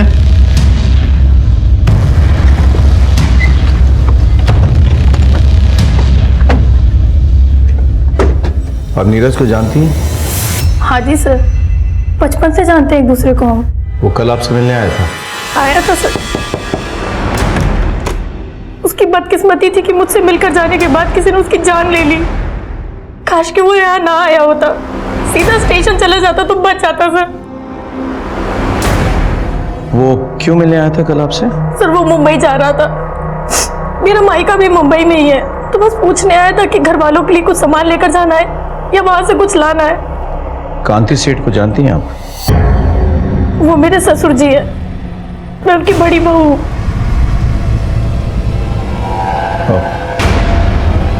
ठीक है, हम चलते हैं, कांति सेठ से मिलके आते चलो। हेतल की बात एकदम साची है साहब। नीरज अपने परिवार के साथ हेतल के पड़ोस में रहता था। उन दोनों में एकदम भाई बहन का रिश्ता था। तो आप कह रहे हैं कि हेतल का इन सब से कोई लेना देना नहीं है? नहीं साहब, ऐसा नहीं है, हो भी सकता है। कैसे? हेतल का पति मेरा बेटा कल्पेश है। आप अपने बड़े बेटे कल्पेश पर खून का इल्जाम लगा रहे हैं, कोई खास वजह? सूखी दो। पापा, मैं सारा कैश लेकर जा रहा था और रास्ते में मुझे गुंडे ने पकड़ लिया।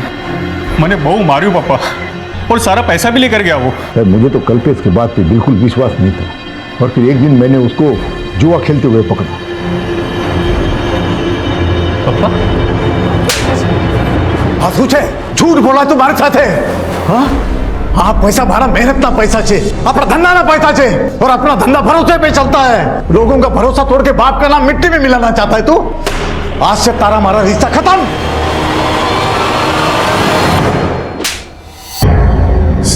सर मैंने नहीं खबर सर, मैं मानता हूँ मेरे से एक बार गलती हुई है और उसकी सजा आज तक भुगत रहा हूँ सर, लेकिन वो साचो को इस बार मैंने कुछ नहीं किया सर। सच बोल सर, मैं सच बोल। यकीन मानिए सर। अगर सब सच बोले, उन्होंने कुछ नहीं किया। हाँ, मैं झूठ नहीं, हाँ, झूठा।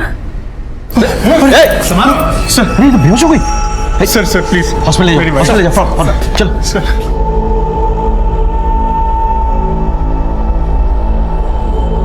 इनका कोई रिश्तेदार है यहाँ पे? नहीं, फिलहाल तो अभी कोई नहीं है। वैसे हुआ क्या डॉक्टर साहब? ये माँ बनने वाली है। ठीक है, आप एक नंबर नोट कर लीजिए, 444। क्या हेतल मां बनने वाली है? भाई गोपाल ने मेरी सुन ली। वकील साहब, कल्पेश की जल्द से जल्द जमानत करवा दो। पैसे की चिंता मत करो, जितने लगेंगे मैं सब दूंगी। माँ, वो कल्पेश भाई बाहर खड़े हैं। थैंक यू सो मच माँ, thank you so much. Thank you मने नहीं, अपने बीवी को बोल, माँ बनने वाली है वो। अगर अपनी जिम्मेदारी का जरा भी ख्याल है ना तुझे, तो जाके पहले उसका ख्याल रखना। ठीक है माँ।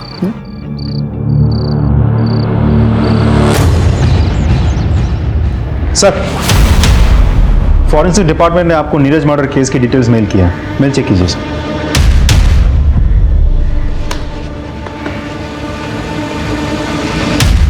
इस रिपोर्ट के मुताबिक नीरज को 2 अलग अलग गन से शूट किया गया था।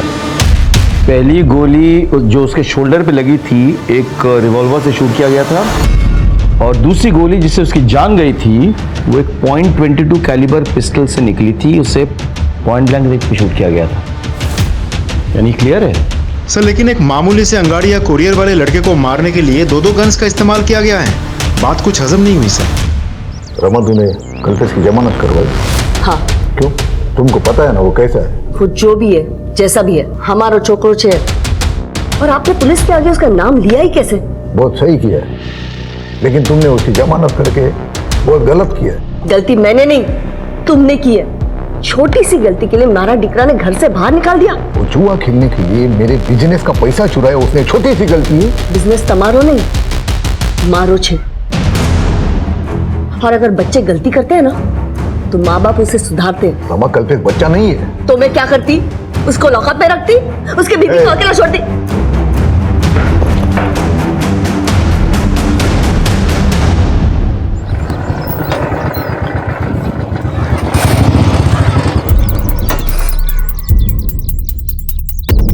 क्या सेठ, क्या समझा था? अपने बाप का पैसा हजम कर जाएगा? पन्नालाल सेठ का पैसा वापस कर। ये देख, तेरी बेटी का दुपट्टा। अभी तो ये दुपट्टा उतारा है, अगर पन्नालाल सेठ का पैसा वापस नहीं दिया ना, तो अगली बार कुर्ता उतारूंगा, समझा?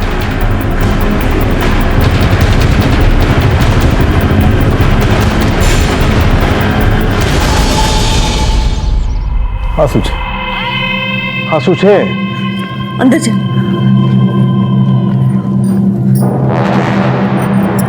उसको कहूँ छू, उसको सारे पैसे दे दो ना, झंझट खत्म हो जाएगी। आखिर अपने बेटी का सवाल है। ये पन्नालाल की धमकियों से डर के मैं अपने धंधे के उसूल नहीं बदलूंगा, कभी नहीं।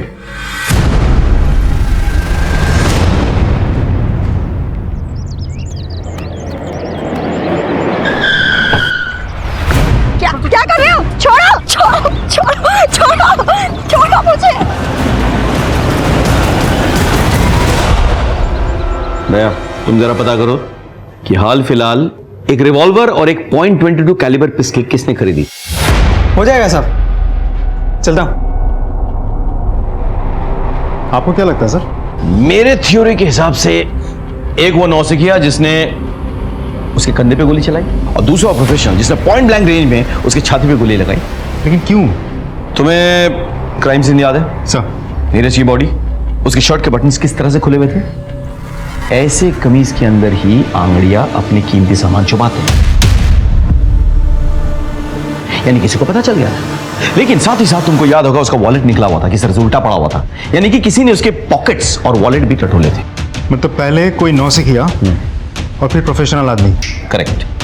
लेकिन सोचने की बात यह है कि ऐसी सीक्रेट बात एक नौसिखिया और एक प्रोफेशनल दोनों को पता चल गया था। कैसे? प्लीज जाने दो,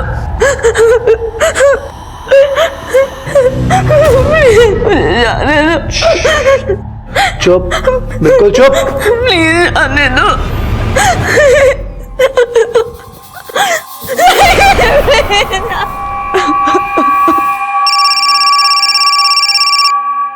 सुगांधी सेठ, तेरे को क्या लगा मैं सिर्फ भौंकने वाला कुत्ता हूँ? अरे पन्नालाल सेठ नाम है मेरा, मैं भौंकता भी हूँ और काटता भी हूँ। अगर तूने मेरे पैसे नहीं दिए ना, तो ये सिर्फ ट्रेलर था, मैं तुझे पूरा पिक्चर बना के दूंगा, समझा क्या? हेलो हेलो, पन्नालाल सेठ की इतनी हिम्मत? मैं भी पुलिस को फोन करता हूँ। सामने हमारी बात बस करो, उसे पैसे चाहिए ना, आप ही दो इन्हें पैसा। लेकिन रमा, मेरे नाम पे जो जमीन है ना उसे बेच दो, उसको मुंह पे फेंक के आओ पैसे। मेरे लिए मेरी बेटी से बढ़कर और कुछ नहीं है। सर, लाश को सबसे पहले नौकर हार्दिक और पंचुल ने देखा, फिर बहू जिग्ना और विपुल। मैंने ही आप लोगों को फोन किया।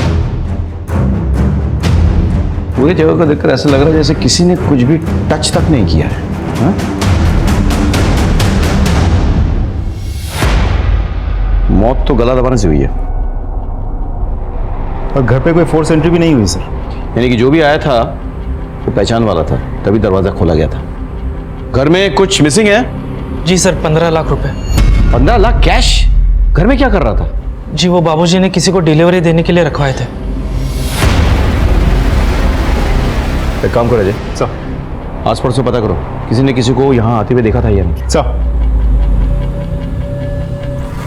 आपने कुछ सुना? जी नहीं, दोपहर में तो यहाँ पे सन्नाटा छाया रहता है। कई लोग सत्संग में चले जाते हैं और बाकी बच्चे लोग सोए रहते हैं। आपने लड़ाई झगड़ा या कोई चीखने की आवाज़ सुनी? नहीं साहब, हमने कोई आवाज़ नहीं सुनी।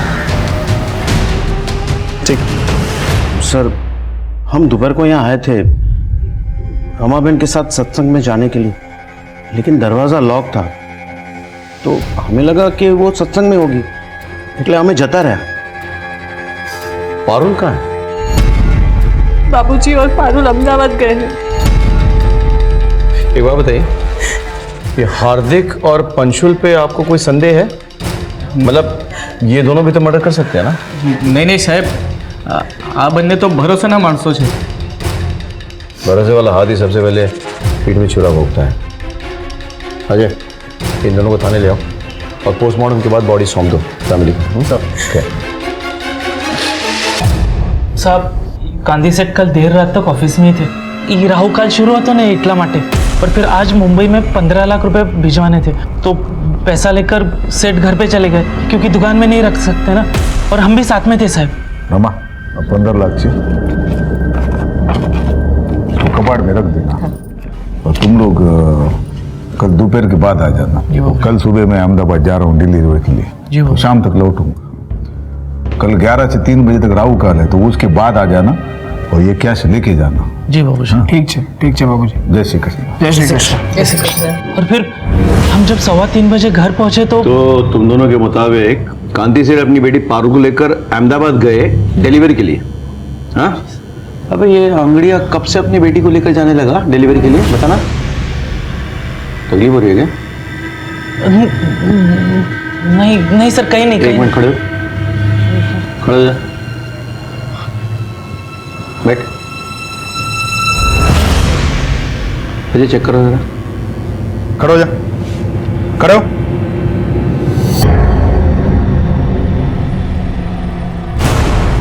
क्या है ये? सर, ये कहां से है? सर गांधी सेठ ने दिया था। बाबूजी बंदूक? खबर से मने, अपने धंधे में आज तक हमने गन वन कभी रखा नहीं था, लेकिन तुमने देखा ना नीरज के साथ क्या हो गया। सेठ ने दिया था? सच में सर? हाँ, इलीगल आर्म्स लेके घूमते हो? हो सकता है 15 लाख की लालच में रमाबेन की हत्या तुम दोनों ने की हो। नहीं सर, अजय, बंदूक जब्त करो, ठीक से पूछताछ करो। चल सर, कुछ नहीं किया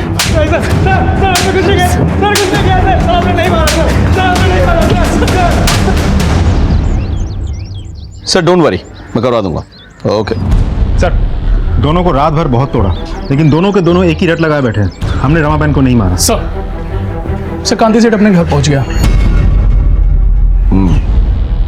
अजय, काम करो, हार्दिक के पिस्तौल को फॉरेंसिक के पास भेजो, चेक करवाओ कि कहीं ये वही पिस्तौल तो नहीं जिससे नीरज को गोली मारी गई थी। Can you do that? Sir, okay sir, sure. आपको किसी पे शक? नहीं सर। 15 लाख की लूट हुई है। आपको नोटों के सीरियल नंबर्स कुछ पता है? जी, ये नोट के नंबर हम लिख के रखते हैं, वो धवल भाई को पता है। Serial number? 1 minute sir. हाँ, ये रहा। B325 थी G927। ये पैसे आपने दिए थे डिलीवरी के लिए? हाँ सर, हमने दिए। इसी सीरियल नंबर के नोट्स थे? Yes sir. Serial number confirm कर लिया है, इसी नंबर के नोट्स थे। गुड। एक बात बताइए, हार्दिक को गन आपने दी थी? जी। कहाँ से मिली है गन आपको? एक आदमी है, वो सप्लाई करता है। कौन आदमी? सलाउद्दीन। सलाउद्दीन के बारे में पता करो। और इन नोटों के जो सीरियल नंबर्स हैं ये हर जगह सर्कुलेट करो। सर, आप अहमदाबाद गए थे ना डिलीवरी के लिए? अपने साथ अपनी बेटी पारुल को क्यों लेके गए थे आप? वो उसके बुआ के घर छोड़ने गया था अहमदाबाद में। कोई खास वजह? मैं आपसे कुछ पूछ रहा हूं।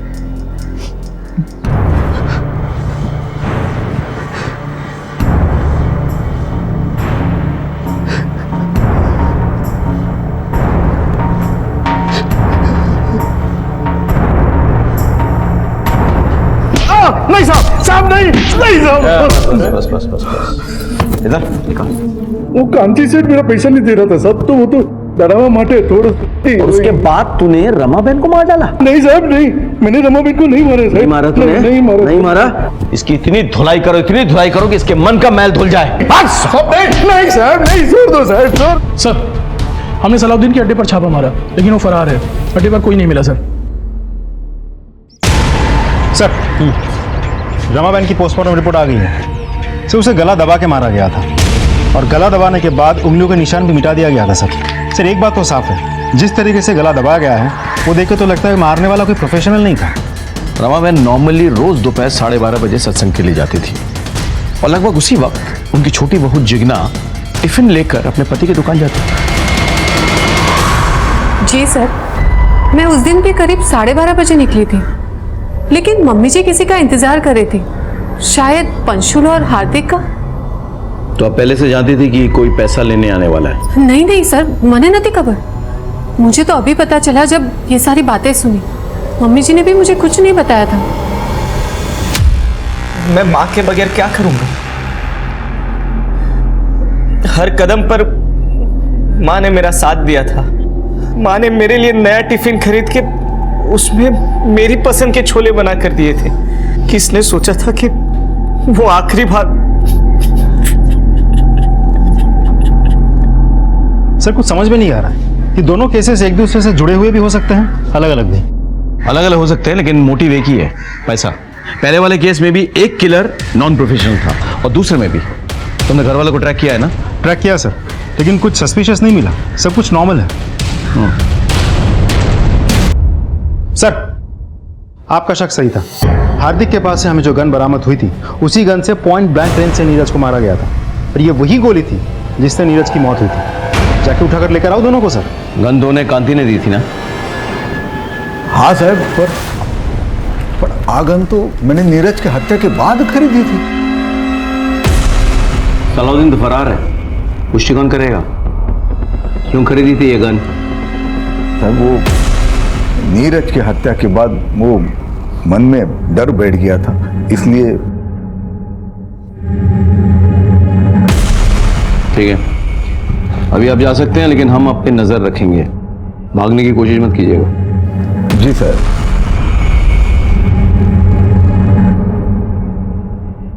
सर, इस कांति पे शक है? अजय, हमारे प्रोफेशन में शक करना कोई गुनाह नहीं है, बल्कि शक ना करना गुनाह है। कई बार जिस पे हमें शक ना हो वो असली अपराधी साबित हो चुका है। सर, पन्नालाल का वकील हाईकोर्ट से बेल पेपर लेकर गया।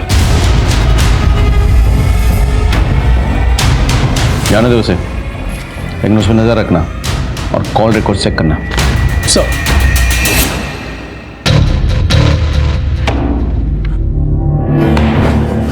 क्या भाई कल्पेश, आज तो बहुत पैसे आ गए तेरे पास। नहीं सर। लेके चलो इसको।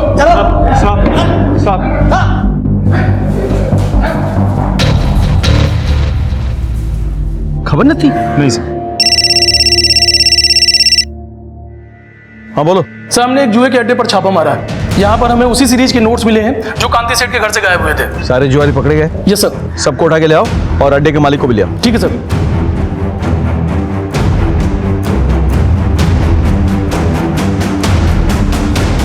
कल्पेश, सर मैंने नहीं मारा अपनी माँ को। नहीं मारा? नहीं सर। ये पैसे कहाँ से मिले? पैसे ये सीरियल नंबर चेक किए जा चुके। बोल। सर ये तो वो पैसे जो माँ ने हितल को दिए थे सर, और हितल ने मुझे दिए। अच्छा? हाँ सर, सच कह रहा हूँ। चलो बुलाओ, लेके आओ उसको। जी ये सच बोल रहे हैं, मैं गई थी उस दिन माँ जी के घर।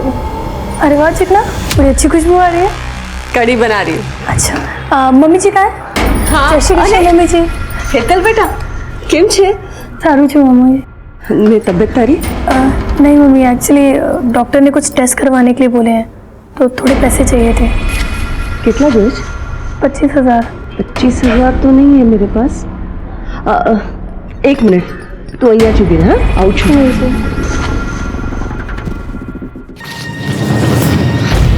25,000। थैंक यू मम्मी जी। तेरे बापूजी ने 15 लाख रखवाए थे मेरे पास डिलीवरी के लिए, उसमें से निकाल के दे रही हूँ। पर मम्मी जी बापूजी को पता चला तो? अब मैं सत्संग जा रही हूँ ना, तो आती वक्त एटीएम से निकाल दूंगी और रख दूंगी इसमें।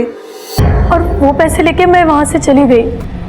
ये बात तुमने हमें पहले क्यों नहीं बताया? मैं डर गई थी सर, मुझे लगा कहीं आप लोग मुझ पर और मेरे पति पर ही शक न करने लगे। झूठ बोल के तुमने हमारा शक और गहरा कर दिया है। अब मैं बताता हूँ तुमने क्या किया और कैसे किया। घर में 15 लाख कैश है, ये तुमने अपने लालची पति को बताया। फिर इसने तुम्हारे साथ मिलकर अपनी माँ की हत्या कर डाली और वो सारे पैसे हड़प लिए। नहीं सर, मैं सच बोल रही हूँ, वो पैसे मुझे माँ जी नहीं दिए थे, हमने कुछ नहीं किया है। प्लीज सर विश्वास कीजिए। सच और झूठ का तो पता चल जाएगा। जाओ जाके इनके घर की चेकिंग करो, देखो सारा पैसा जुए में खर्च कर दिया या कुछ कैश बाकी है। जाओ।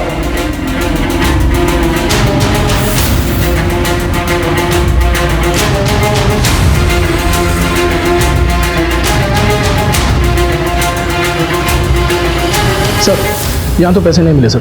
ठीक है तो वापस आ जाओ।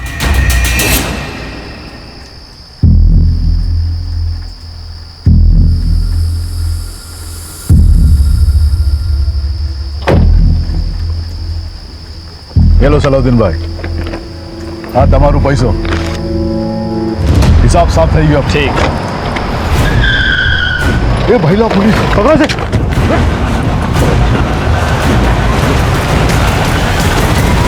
इनके सीरियल नंबर्स मैच करो कांति सेठ के घर से लूटे हुए पैसे के साथ। नहीं सर, ये अलग नंबर के नोट्स हैं। आयुषो? Yes sir. डालो दोनों के अंदर, ले जाओ इनको। ठीक है ठीक है ठीक है ठीक है। साहब मैंने सलाउद्दीन से 25 लाख रुपए लिए थे साहब, और अगले हफ्ते नोटबंदी हो गई साहब, तो मेरा सारा पैसा डूब गया। और ऊपर से सलाउद्दीन ये मेरे को रोज धमकी देता था, पैसा वापस दे पैसा वापस दे। साहब मैं पैसा कहाँ से लाता साहब? साहब मैं पहले ही समझ गया था, ये सीधे सीधे मेरा पैसा तो देंगे नहीं, तो सर हम दोनों ने मिलकर एक प्लान बनाया। अब पन्ना लाल ने कांति को 25 लाख के हीरे दिए थे, तो हम दोनों के बीच बात ये तय हुई कि जो हीरा लेने आएगा, डिलीवरी देने जाएगा, उसको हम मार देंगे, उसको लूट लेंगे और कांति सेठ से भी हर्जाना वसूल करेंगे। लेकिन जब तक हम नीरज को मारते उससे पहले ही वहाँ कोई और पहुँच गया और उसने उसको गोली मार दिया। और उसके बाद तुमने रमाबेन को मार डाला और 15 लाख रुपए ऐंठ लिया। नहीं, रमाबेन को हमने नहीं मारा साहब, 25 लाख रुपए तो रमाबेन ने हमको दिए थे। पन्नालाल सेठ, मैंने अपनी पुश्तैनी जमीन बेचने को दी है, इन्हें बिना बताए हुए ये इसके बानू के 25 लाख हैं। मेरी बेटी को और मेरे परिवार को तंग करना बंद करो अब। झूठ बोल रहे हो तुम लोग, और पैसे की लालच में तुमने रमाबेन को मार डाला। नती सर नती। चलो, बड़ी देर कर दी आने में। आप साहब अच्छे काम में वक्त तो लगता ही है ना। कुछ पता चला? हाँ सर, जिन गन से नीरज पर गोलियां चलाई गई थी ना, उनमें से एक गन तो सलाउद्दीन के आदमी ने खरीदी थी। और दूसरी गन। सर ये सब कुछ थोड़ा अजीब नहीं लगता आपको? स्टेप बाय स्टेप चलते हैं। देखो, कांति सेठ के बयान के मुताबिक वो वारदात से पहले वाली रात अपनी बेटी पारुल के साथ अहमदाबाद गए थे डिलीवरी के लिए, और पारुल को अपने रिश्तेदार के घर छोड़ने के लिए। उनके जाने से पहले हार्दिक और पंशुल कांति सेठ के घर आए, डिलीवरी के 15 लाख रखवाने। अगले दिन 3 बजे के बाद हार्दिक और पंशुल आने वाले थे वही 15 लाख उठाने के लिए, लेकिन उनके आने से पहले रमाबेन की मौत हो चुकी। और इस बीच हेतल घर में आती है और रमाबेन से पैसे मांगती है। हाँ सर, और उस वक्त जिग्ना अपने किचन में कड़ी और चावल बना रही थी अपने पति की टिफिन के लिए। रमाबेन 15 लाख के बैग से 25,000 रुपए निकालती है और हेतल को देती है। और 3:15 बजे हार्दिक और पंशुल घर पर आए और रमा को मरा हुआ पाया। सर इस केस में कुछ तो खटक रहा है। पता नहीं क्यों ऐसा लग रहा है कि इस पहेली में कोई तो कड़ी मिसिंग है। कड़ी नहीं, कड़ी मिसिंग है। दोनों बयान पढ़ो। माँ ने मेरे लिए नया टिफिन खरीद के उसमें मेरी पसंद के छोले बना कर दिए थे। मैं गई थी उस दिन माँ जी के घर। अरे वाह चिकना, बड़ी अच्छी खुशबू आ रही है। कड़ी बना रही हूँ।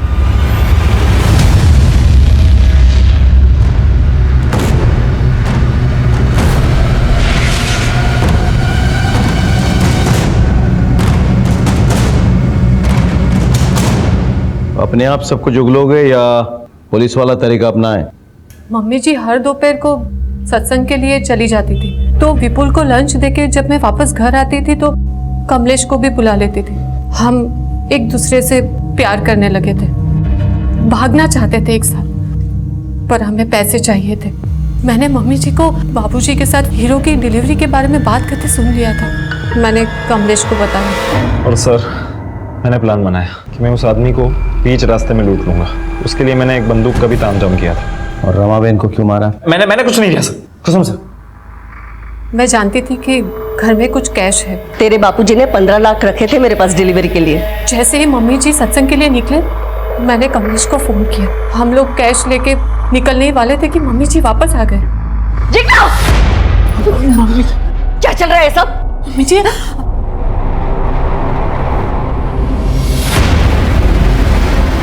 तुम दोनों ने पैसे चोरी किए? इसका मतलब उस दिन तुमने मेरी सारी बातें सुन ली थी ना? नीरज डिलीवरी लेने जवानों से?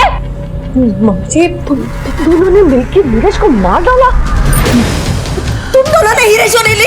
अभी पुलिस को फोन कर दियो। मम्मी जी ऐसा कुछ नहीं है। बस सब देख लिया मैंने ना, बड़ा धोखा। छोड़ूंगी नहीं तुम दोनों को। बेन, जय श्री कृष्ण रमा बेन, क्या सत्संग में नहीं चलना है?